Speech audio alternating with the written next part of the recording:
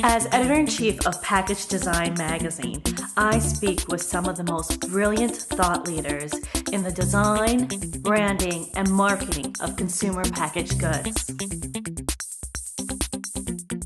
It's one of the most satisfying aspects of my job.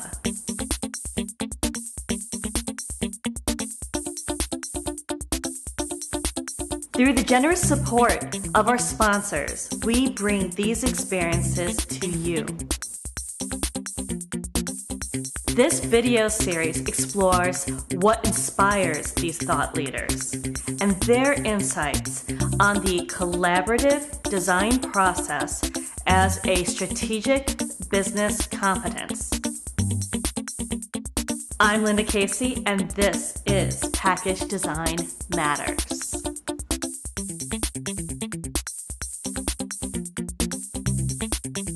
Hello, I'm Adara Bowen, Director of Marketing for the brand strategy, design, and realization firm Kaleidoscope. I'm here to welcome you to the Package Design Matters web series. The first webcast features Mauro Porcini, Chief Design Officer of PepsiCo. Mauro has been actively infusing design thinking into PepsiCo's culture, leading development of an innovative design approach to the company's portfolio of brands. Without further ado, Mauro Porcini.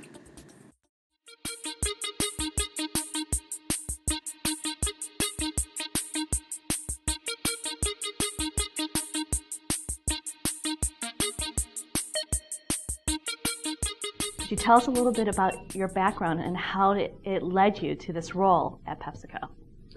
Well, my background, I'm an industrial designer. I studied industrial design and design strategy in the Polytechnic of Milan. And then I did an experience in Dublin, in Ireland, for 1 year, where I really had a completely different kind of approach to industrial design than the one there was in Milan, associating strategy on one side and then pure industrial design on the other. And then life, my career, my professional journey took me to touch design in many different aspects, from industrial design at the very beginning, but really projected to the future innovation in Philips. Then I had my own company where in parallel I was working on the digital world, so design in digital and then the experience with brands in the digital world. And then in parallel the world of wearable technologies and wearable computers, so again technology, but this time in the physical space. And then from there the experience in 3M, where I've been working from industrial design to brand design across a variety of different business and markets, and then finally in PepsiCo, where I'm trying to leverage that kind of approach that is very holistic, leveraging different kind of discipline inside the design world, from industrial design to strategy, innovation, brand design, interiors, applied to building amazing, beautiful, engaging, meaningful experiences with our brands in our portfolio. The consumer world was once static. We then came to understand the role of a brand. In turn, the world has changed. With the foundation of observations, insights, strategy, collaboration, and extraordinary ideas, design serves as the conduit for a brand. Without design, what purpose do these efforts serve? I love how you talked about all the different things that you do, and you've done this thing with wearables, with fashion and technology, as well as your work with 3M and now with PepsiCo. And 3M, you're quite famed for creating this design culture, and here you are at PepsiCo, kind of doing the same thing with the design center again. So, how do you create a culture that a creative culture that appreciates the power of aesthetics in a company? Well, the challenge in PepsiCo and 3M is very similar. Big corporation, US-centric, but in the meantime dealing with a market that is more and more global. So trying to understand how to be global, but in the meantime locally relevant, trying to grow the business as they always did, both extremely successful companies, in a scenario, in a social scenario that is radically changing in the past few years, mostly because of internet, the global approach to the market, social media and the role that they're playing, and then what I define as digitally enabled manufacturing and digitally enabled new ventures, so internet sites like Kickstarter.com or technology like 3D printers that are enabling consumers to actually come up with new ideas and new ventures and then compete with big corporations. So big corporations facing a changing world. And design is a discipline that is playing a very, very important role to connect all the different touch points of the different brands, existing or eventually new, so that's when we talk about innovation, new brands and new products, into one meaningful, relevant story and experience for consumers.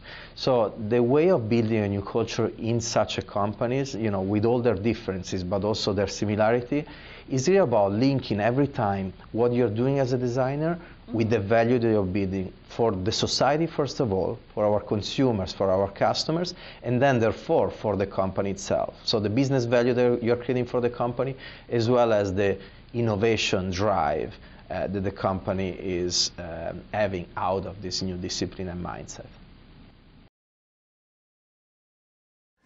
There are so many diverse aspects to packaging that collaboration amongst functions is essential for effective package design. Product containment, effective merchandising, brand communication, user experience, manufacturing efficiencies, and sustainability are all important aspects of packaging. Uniting that cross-functional voice for input and alignment is a critical part of the creative journey.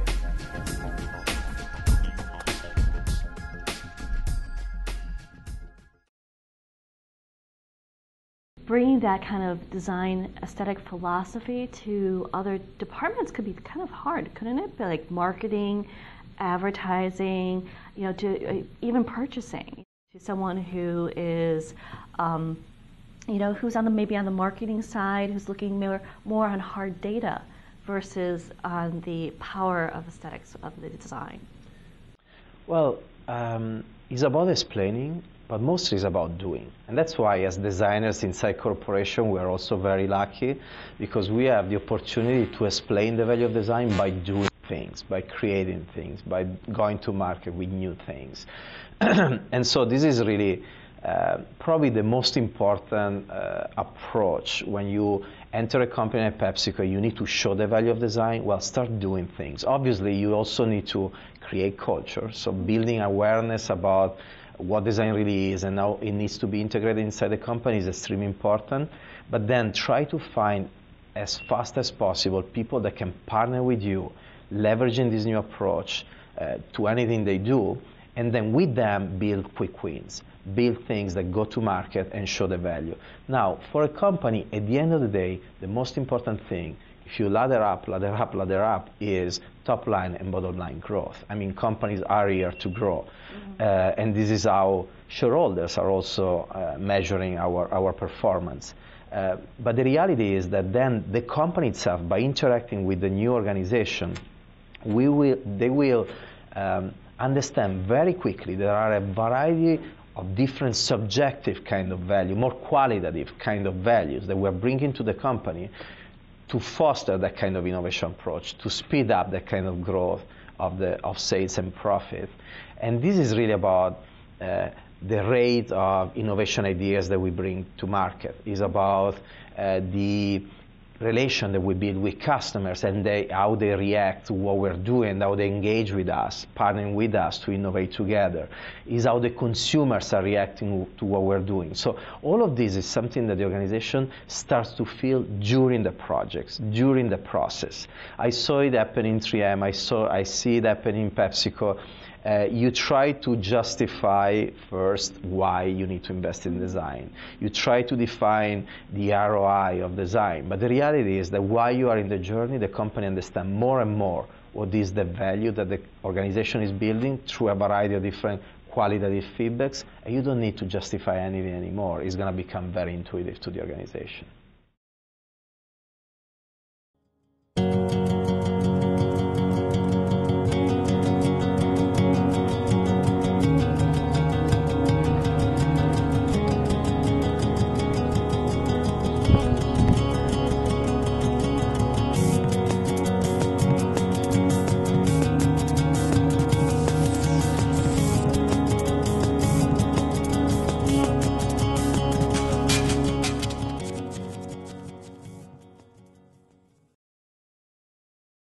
When you're working on a project, how do you evaluate its success? What does success look like for you?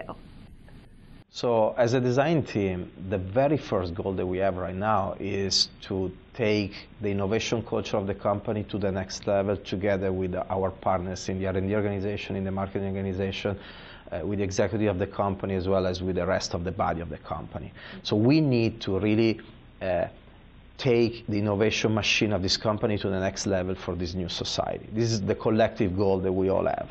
So if that's the primary goal, then it's not just about the results of what you do in the market, the single project and the return on investment of that single project, but it's more about how the creation of this culture is moving inside the organization, how the collective projects together are changing the way we approach innovation, the way we look at new products, we look at new brands, the way we prototype experiences and idea during the process, the way collectively we are more willing to bet on specific different challenges that can really change the game. So that's the first goal, and how you measure with a variety of qualitative kind of feedbacks during the process the engagement in the organization and how the organization is changing.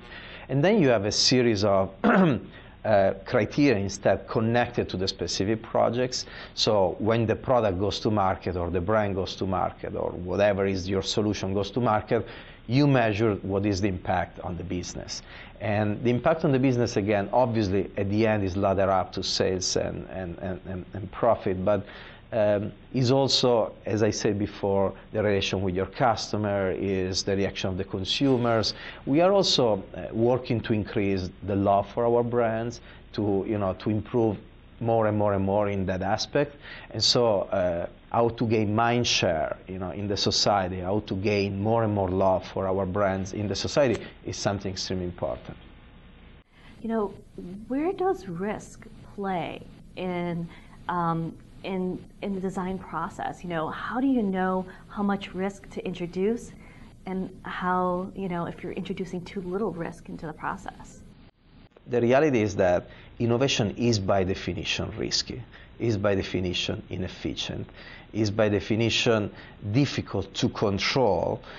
So the real approach is how to balance perfectly what is the right level of risk you want to take. And this is not easy. For sure, you want to involve in the process as much as you can your consumers, your customers, and a variety of different experts inside the organization and outside of the organization to increase the level of confidence. And so confidence is the other keyword associated to risk inside the company, that what you're doing makes sense, what you're doing is the right thing to do. And that's why design is playing a very, very important role, because design, if you leverage design and you start to mock up your solutions very early on in the process, it could be a product, it could be a video, it could be a sketch, it could be a story, but the ability of prototyping that experience very early on in the process, and then connect with a variety of different stakeholders and your consumers and your customers to build on that experience, their knowledge, their know-how, their feedbacks, and then you tweak it, and so it's a loop, it's very iterative. That's really what design is doing, and how design is mitigating risk and is managing that kind of factor inside the innovation process.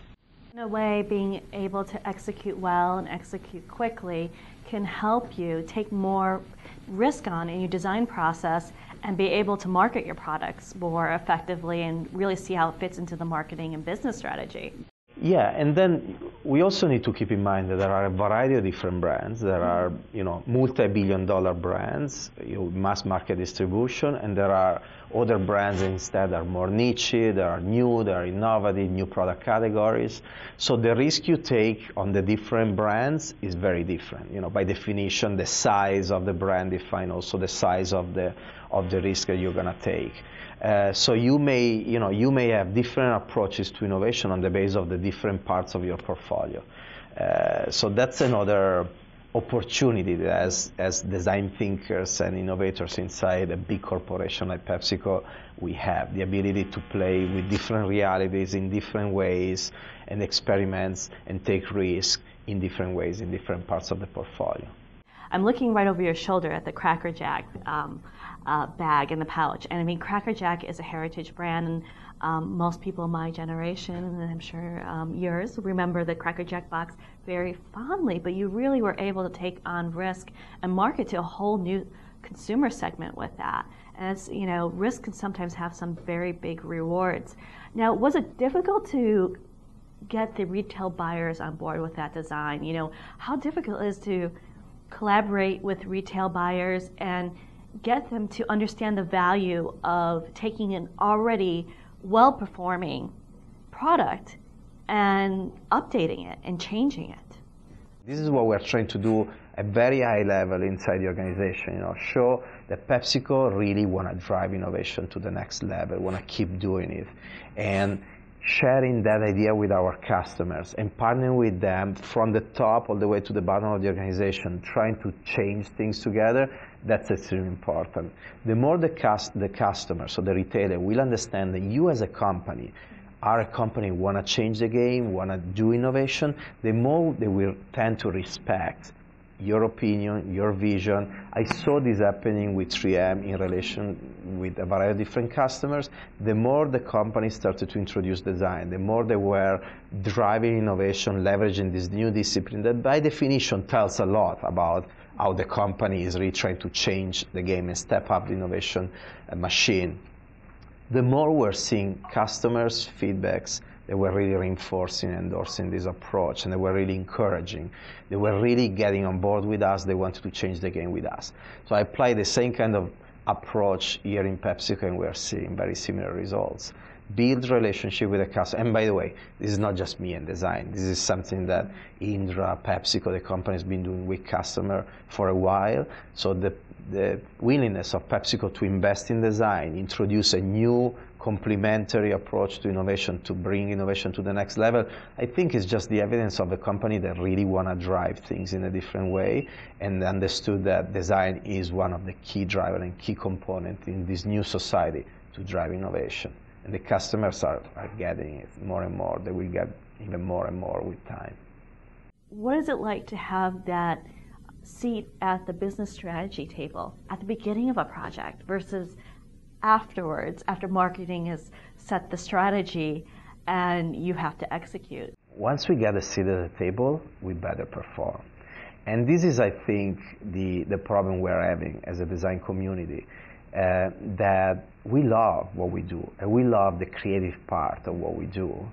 And having a seat at the table is a little bit like a graduation. Now we play in a completely different kind of field, and we need to be able to engage our counterparts in business kind of conversation.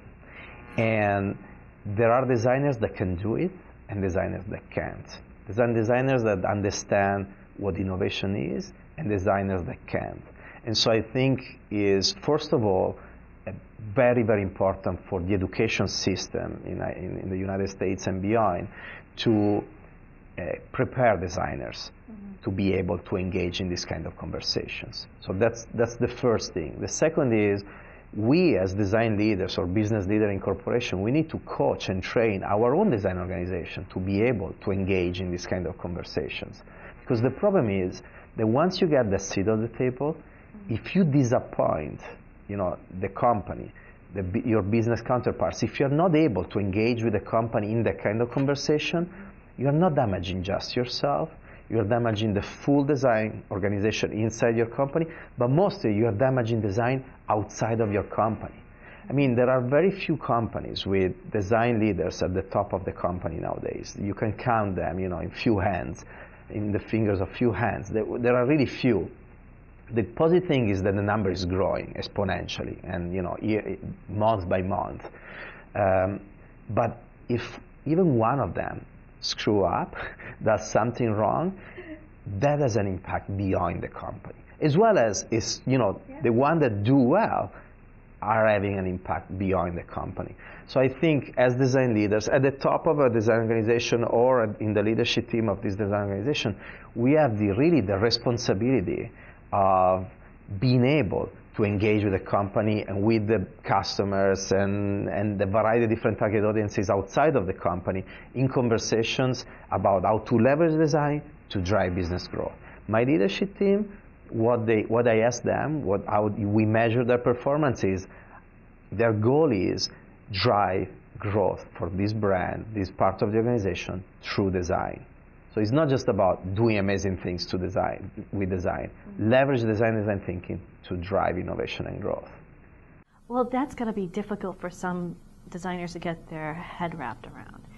So how do you find designers and develop them to really have this business understanding of important, tactics and strategies like of building market growth and growing that through design? I mean, that requires a certain type of thinking. Well, first of all, it's something you have inside. And what I mean is, no matter what is your background. For instance, I never had an MBA, or I never went to business school, but no matter what is your background, if you are curious, you're going to learn, the different worlds, the different realities that surround you. So curiosity is one of the key attributes for any innovator, any entrepreneur, because it's going to drive you really to learn things that are not part of your background and to grow as much as you can. Curiosity implies traveling, reading, listening with humility to a variety of different people, from junior people all the way to people with a lot of experience, from business people to R&D people to designers. Is really about learning as much as you can. If you have that kind of level of curiosity, then you're going to grow as much as you can, and this will help you understanding the company, the business world, in a more relevant way, understanding how to really build value for the different parts of the organization that you have in front of you. So that's one. The second one is, if they're young and they come from school, they're just fresh out of school, make sure that they come from school where they've been exposed to business thinking and strategic thinking. And then if they come from other parts of the organization or other companies, making sure that they've been exposed to that kind of thinking during their journey, their career. And by the way, I want to clarify that it doesn't mean that every designer in the world needs to be a strategic thinker and a business thinker.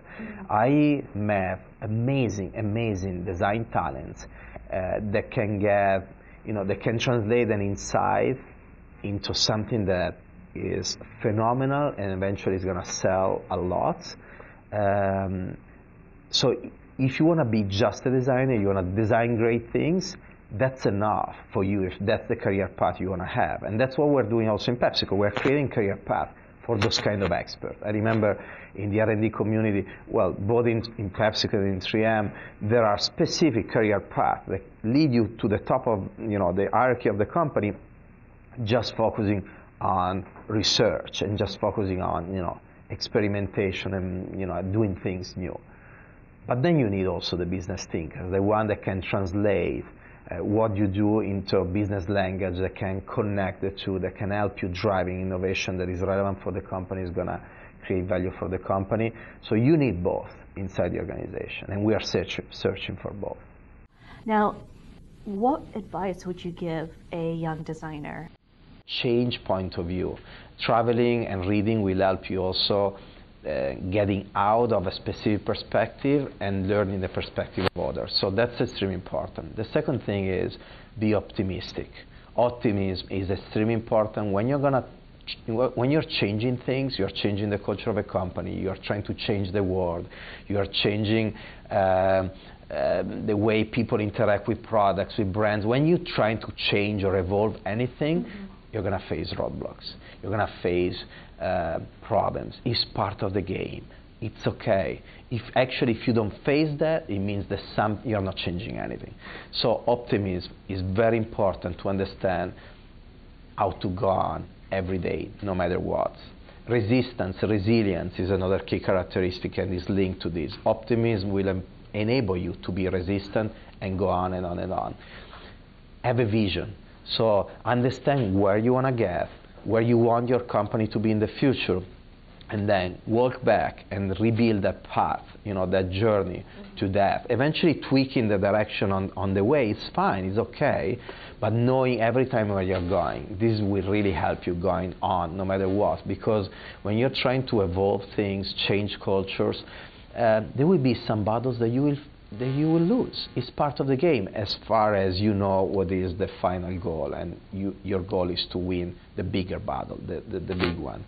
Then as designers, know what you're talking about as designer. So know design, know the discipline, keep upgrading yourself, updating yourself, keep studying, keep yourself on top of the game. And then the last thing that I search in a designer is this ability of being elegant and tasteful. So understanding, because the problem is we keep talking a lot about strategy, about business, and so you may end up finding designers that are amazing strategists, but they're not designers anymore. And so that's extremely important, that base, the fact that we are, at the end of the day, no matter how strategic we are, how innovative we are designers, first of all. So let's make sure that we have that sensitivity to understand what is a beautiful packaging, a beautiful product, that we can recognize intuitively what is beautiful for what is not, and what is meaningful for what is not, what is tasteful for what is not, what is elegant from what is not. This is extremely important. So make sure not to accidentally leave aesthetics out of the equation. Exactly. Yeah.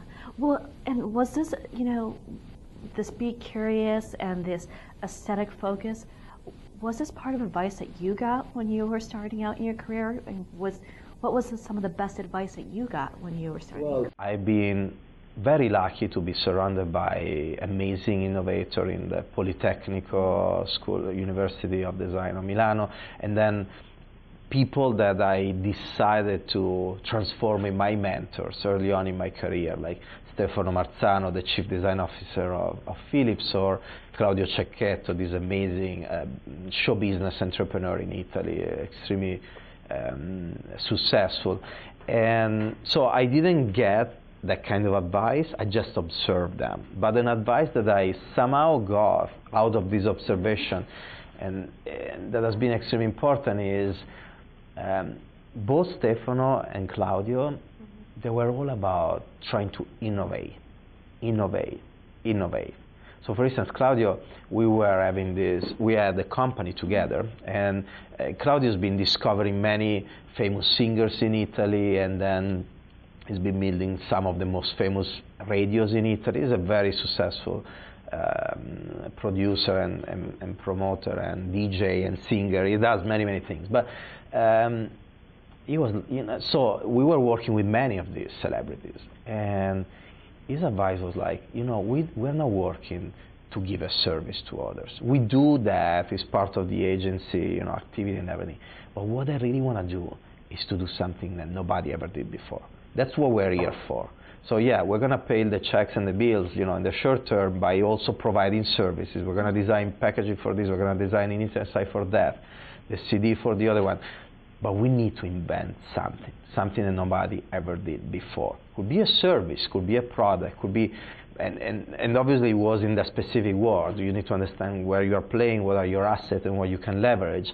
But this idea of innovation, no matter what you do, you need to innovate and do things differently. That's something that Claudio gave me directly, explicitly. I got also from Stefano Marzano, and then I've been observing in any successful leader that you find in a company or in the business world, in the society today, you can observe this common trait. They want to do things that nobody else ever did before. They want to innovate. Yeah. What's the most satisfying project that you've ever worked on? Well, I will give you two answers. One is a life project. So my project since I was a kid at school, was the one of somehow finding a way to impact the world, to impact the society with what I was doing. So my project for life, my professional project for life, has been the one of finding access to people in the world, in the society, and somehow add value to their life. It could be a piece of happiness, it could be convenience, it could be making their life easier, more fun, but trying to impact the society in this way. And so I think I've been very lucky in my experience in 3M first and in PepsiCo now, because I found companies that would enable me to access people from all around the world in a variety of different ways in their everyday life. So that's the most satisfying project, is my life professional project of helping these companies and having this company helping me in accessing consumers and building value for them. Then there is instead a specific, very concrete and well-defined project that is the first one I've been working on when I joined PepsiCo. That is this family of equipment of we go from fountain to coolers to vending machine, and we have been working since day one, since I joined the company, in changing completely the experience of people with our portfolio of equipment. And we have been launching a series of products in the market in a very fast way, with a very accelerated timeline, leveraging design and design thinking, and we are receiving very, very positive feedbacks from the market, consumer, customers, and beyond. So that's a very positive project for me, not just because of the product and the successes having in the first days and weeks in the market, but also because it's been the quick win I was searching inside PepsiCo, inside the organization, to build that confidence that actually the belief of Indra, Brett Jakeman, the president of Global Beverage, and other executives inside the company investing in design made sense. And we are seeing already that kind of feedback, as well as other feedbacks, like the very first brand design project that we did is the partnership with Beyoncé, and we receive a variety of different awards for that project, and this is the very first one that we've been working on, and see how positive feedbacks we're having, not just from the market, but in this case also from the opinion leaders and the design community, is really reassuring for me, for our design team, for the company, and also I think as an endorsement in front of our customers, shareholders, and a variety of opinion leaders out there, that this approach to innovation of PepsiCo is starting to pay back right away.